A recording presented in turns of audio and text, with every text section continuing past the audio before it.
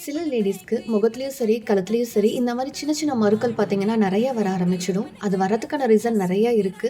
But ஆனா அத remove பண்ணணும். உறுத்தலா இருக்கு, இல்ல பார்க்க நல்லா இல்ல அப்படின்றதுக்காக சில பேர் பார்த்தீங்கன்னா, ஒரு மருந்து மாரி குடுப்பாங்க. அத வைப்பாங்க. அது வந்து ஒரு கைண்ட் ஆஃப் ஆசிட் மாதிரி தான். இது ஸ்கின்ல படும்போது பார்த்தீங்கன்னா, பெர்மனன்ட்டான அம்மத்தழும்பு மாரியான ஒரு மார்க்க வந்து விட்டுட்டு போறத நெறைய பேர் பார்த்துருப்பீங்க.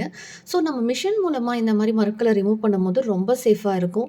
ஏன்னா நம்ம அந்த ரொம்ப மைன்யூட்டா பார்த்து அதில ஒர்க் பண்ணி எடுப்போம். ஸோ, அதனால நீங்க எடுத்த இடத்துல கண்டிப்பா எந்த மார்க்குமே இருக்காது. ரொம்ப சேஃபும் கூட.